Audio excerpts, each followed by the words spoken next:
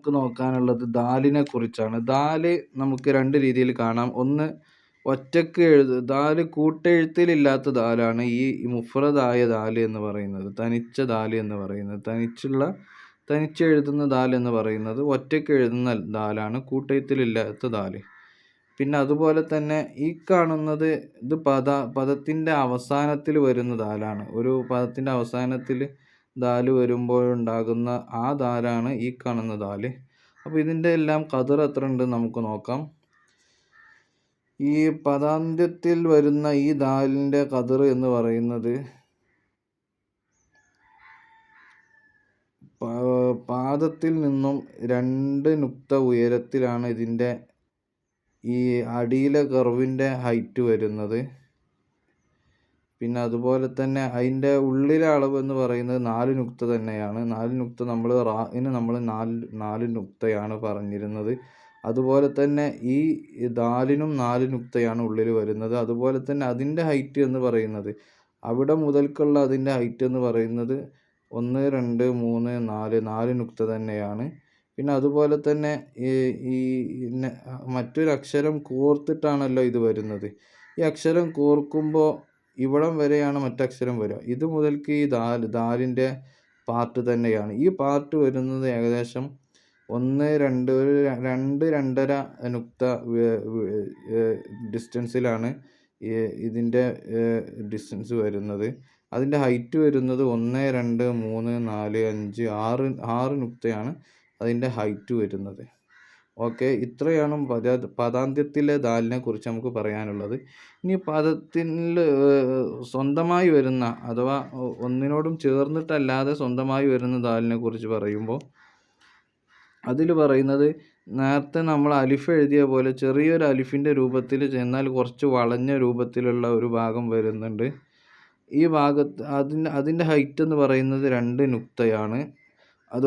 അതുപോലെ തന്നെ അതിൻ്റെ വിഡ്ത്ത് എന്ന് പറയുന്നത് 1 2 3 അങ്ങനെ 3 നുക്തയാണ്. പിന്നെ നമുക്ക് വരുന്നത് നേരത്തെ നമ്മൾ പറഞ്ഞ ദാലിനെ പോലെ തന്നെ ഇത് കുറച്ച് മുകളിൽ നിന്നും താഴോട്ട് ഇടതുഭാഗത്തോട്ട് ചെരിഞ്ഞിട്ടൊരു വര വന്നിട്ട് പിന്നെ ഒരു കർവ് വരികയാണ് ചെയ്യുന്നത്. ഇതിൻ്റെ അളവ് എന്ന് പറയുന്നത് 4 നുക്തയാണ്. 1 2 3 4 നുക്തയാണ് ഇതിൻ്റെ അളവ് എന്ന് പറയുന്നത്. ഇതിൻ്റെ ഹൈറ്റ് എന്ന് പറയുന്നത് 2 നുക്തയാണ്. 1 2 2 നുക്തയാണ്. പിന്നെ അതുപോലെ തന്നെ ഈ നമ്മുടെ ഈ ദാലിൻ്റെ തുടക്കവും അതുപോലെ തന്നെ ഈ ദാലിൻ്റെ ഒടുക്കവും ഇതിൻ്റെ ദാലിൻ്റെ അവസാനവും ഇത് തമ്മിലുള്ള ഇതിൻ്റെ ഡിസ്റ്റൻസ് എന്ന് പറയുന്നത് 1.5 നുക്തയാണ് ഇത് തമ്മിലുള്ള ഡിസ്റ്റൻസ് എന്ന് പറയുന്നത്. ഇത്രയും കാര്യങ്ങളാണ് ഈ ദാലിനെ കുറിച്ച് നമുക്ക് പറയാനുള്ളത്. ഇനി ഇതെങ്ങനെ ചെയ്യാമെന്ന് നമുക്ക് നോക്കാം.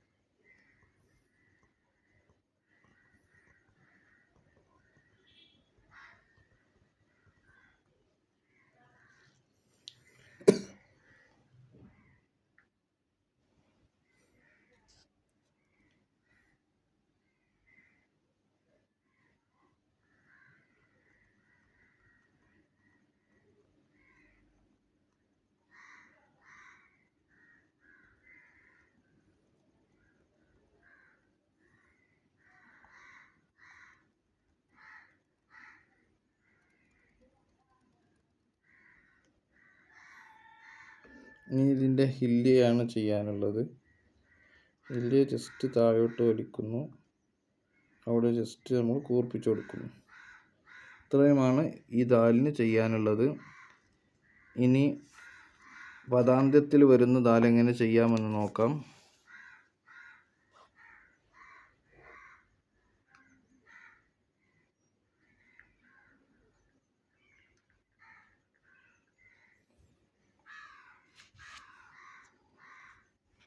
ഇത് നമുക്ക് ഒരക്ഷരം വന്നിട്ട് ആ അക്ഷരത്തിൽ നിന്ന് കൂടി വരുന്ന ഭാഗമാണിത്. ഈ ഭാഗം വരുന്നത് നമ്മൾ ചെയ്യുന്നത് താഴ്ഭാഗത്ത് നിന്ന് മുകളിലോട്ട് നേരത്തെ നമ്മൾ അലിഫ് ചെയ്ത പോലെ അങ്ങനെ വലിച്ചു കൊണ്ടുപോവുകയാണ് ചെയ്യുന്നത്. പിന്നെ ഈ ഒരു ആംഗിളിൽ തന്നെയാണ് കലം പോകുന്നത്.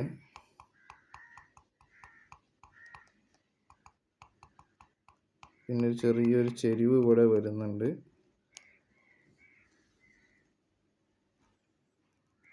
ഇനി നെക്സ്റ്റ് ഉള്ളത് ആ ദാല് മുഴുമിപ്പിക്കാൻ വരുന്നത് ഏകദേശം ഇവിടം വരെ അത് താഴ്ന്നു വരുന്നുണ്ട്.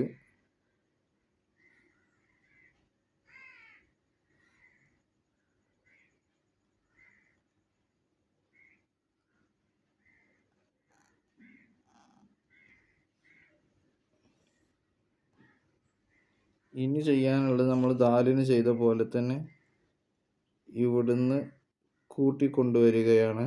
അതും ഇതും കൂടി ചേർത്തിട്ട് താഴോട്ട് ഇടത് ഭാഗത്തോട്ട് വലിച്ചു കൊണ്ടുവരികയാണ് ചെയ്യുന്നത്.